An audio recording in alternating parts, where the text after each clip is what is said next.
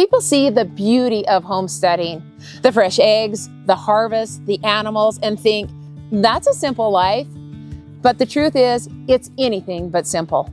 It's early mornings, never-ending chores, and there are days that it feels like the work never ends. My husband and I have lived this life for more than 35 years on just a half of an acre, and I'll be honest with you, it's not always pretty. Some days I'm covered in dirt and sweat, wondering if it's all worth it. But then I step back and see what we've built. The food on our table, the animals we care for, and the peace that comes from working with the land. And I'm reminded why I fell in love with this life in the first place. Homesteading will test you, but it will also change you. By the end of this video, I hope you see what keeps us going and why we've been committed to this life for decades, and how to start your own journey with clarity, confidence, and a little help from someone who's lived it, the real side, the struggles, and the rewards. People talk a lot about living the simple homestead life, but let me tell you, simple doesn't mean easy. Simple means trading convenience for connection. If you want eggs, you don't just pick up a carton at the store. You feed your chickens, you gather their eggs every day, rain, shine, wind, or snow, and clean their coop. If you want beans for dinner, the work started months ago, amending the soil, planting the seeds, weeding, watering, harvesting, snapping for what feels like forever, and then hours of canning before it's ready to put on the shelf. Simple means slowing down enough to notice the rhythm, to see the seasons in every meal. You know where your food came from because you grew it, raised it, or preserved it with your own hands. It's a different kind of simple, not less work, but less noise, fewer distractions, more meaning in the work that fills your days. Frustration is a real thing on the homestead. Food you've worked so hard to grow can disappear overnight if you're not careful. In the spring, earwigs can come out, and they love those little tender seedlings. I've walked out in the morning and found what just popped up in the garden yesterday, gone. And the chickens, I love them, but if they get out, they eat every green sprout in sight. Weeks of work, gone in minutes. And then there's the weather. Where we live, rain doesn't come often, sometimes not for months. The last couple of years, it's been as long as 6 months without a single drop. That's a real drought. The sun scorches too. I've seen berries scald on the vine and tender seedlings turn into a crisp in one single afternoon. Some days it feels like you're fighting nature itself just to keep things alive. And even when I think I'm caught up, something seems to always happen. A gate gets left open, an animal gets sick, and then there's me. If I get sick, the homestead doesn't pause. The animals still need food and the chores still have to be done. And honestly, I just don't want to do it some days. Homesteading brings a lot of projects like building garden beds, chicken coops, sheds, and a lot of other possibilities. And a lot of times we think that these projects are going to be easy and end up being a lot harder than we imagined. A pig pen and a shelter that we thought was only going to take a weekend. 3 months later, we finally got it finished. Interruptions happen and you just have to be good with it. You just have to push through and remember the intentions that you started with. Homesteading has a way of teaching you as you go, but some lessons are a whole lot easier if you don't have to learn every one of them the hard way. After more than 35 years of homesteading on small acreage, we've learned what works, what we would do differently, and where some of the biggest mistakes can happen. That's why we created our Small Acreage Homesteading Course. We walk through the things that we've learned over those years, from growing food, raising animals, to setting up your property and building systems that can actually work for the space that you have. You don't need a huge piece of land, and you don't need to do everything at once, but knowing what to do first, what can wait, and what mistakes to avoid can save you a lot of time, money, and frustration. So if you're building a homestead now or dreaming about what yours could become, I'll leave a link to the course below. We've put years of real-life experience into it to help you make the most of the land, time, and resources that you have. Homesteading isn't just about a list of chores. It's about life, moving through the seasons, and each season brings its own struggles and rewards. Spring feels full of hope. New seedlings push through the soil. Baby goats take their first wobbly steps, and the orchard blossoms promise what's to come. Then summer arrives and it tests me. Some days it's already 90 degrees by breakfast, and no matter how early I start, the heat always catches me. The work doesn't stop because it's hot, but in that same heat, tomatoes ripen, melons swell, and the garden bursts with food. Fall is abundance and chaos rolled into one. There are times when hundreds of pounds of fruit ripen all at once, and I spend long days canning, chopping, and stirring until midnight.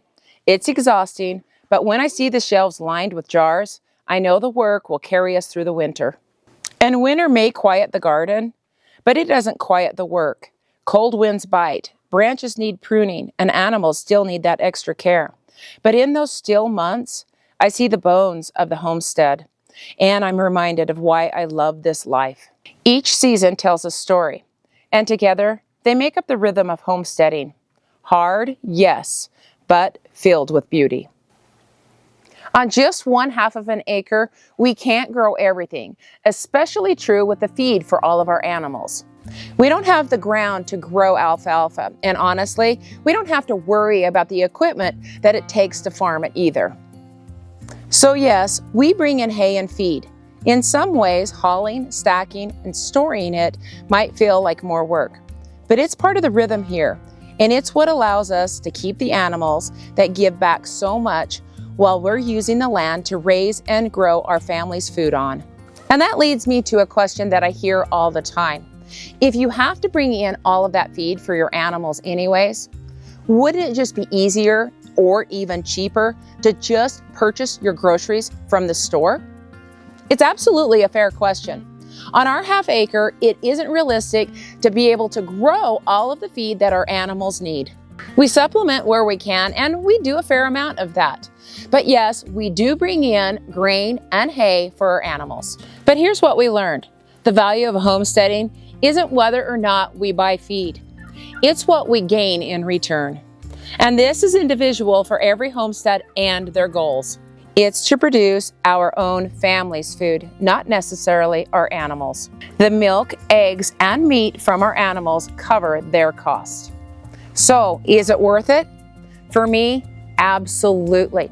The feed is an investment in cleaner food, a healthier lifestyle, and a way of living that money really can't measure. We sell extra produce at our farm stand. We make things here on the farm, and those sales extend the cost of the feed, cover all supplies, and often give us extra. And beyond that, it's food that I can trust. It's clean, fresh, and raised the way I think it should be. Do we still shop at the grocery store? Of course, but our trips are fewer, smaller, and definitely more intentional. We love our own homegrown, home-bottled tomatoes, but the truth is I could go to the market and get tomatoes for $2 or $3 a pound, or even easier, buy a jar of canned tomatoes. So easy. But instead, I start a tomato from seed in the greenhouse the first week in February. I'll nurture it for 6 to 8 weeks, then nurture it again when I plant it out and hope that we don't get a late freeze or that a critter doesn't come and snap it off. I water it and feed it for several more months and hope that the weather cooperates. Then I harvest, spend hours preserving, and finally place it on the pantry shelf. There's a lot of work that goes into every single jar of tomato. So every year I have to ask myself, is it worth it? I do believe it is. Those jars of tomatoes were grown truly organic. I grew it. I had that connection with the land, and now I have that connection with my food. After months of growing our own food, we definitely appreciate it more than anything that we could ever get at the grocery store. It's fresher, it's wholesome, and full of flavor. That connection, the story of that food and how it was grown, is something that no grocery store could ever give me. The hard days are real, but here's what keeps me going. In the morning, when I see the goats lined up at the gate, waiting patiently, it makes me smile. When our goat kids are bouncing around the orchard, or my grandkids come over to play with the animals almost every day, I remember why I started. When manure turns into compost and goes back into the garden, I see the cycle of life working exactly as it should.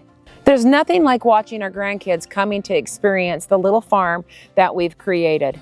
That first ripe tomato of the season, or pulling up a giant sweet potato from the dirt, or hearing that ping of the jar sealing in the kitchen, knowing we've preserved food for winter. No, I don't like butchering, but if we're going to eat meat, then I want to be the one to raise it. That way I know exactly what went into it. I know how those animals were raised, and that's really important to me. This life has shaped how we've raised our kids. Now it's shaping my grandkids. They know where food comes from. They're learning by living. Even after a long, hard day of pruning, when my body aches, I know the payoff is coming.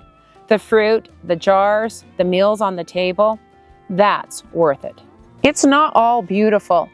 It's manure, weeds, hauling hay, sweat, and work that never ends. But it's also exercise, fresh air, good food, and a steady supply of what we've grown with our own hands. So, is small homesteading worth it? After 35 years, absolutely. Not because it's easy and not because it's glamorous. The work is satisfying. The payoff is real. The life that we built on this half of an acre is priceless.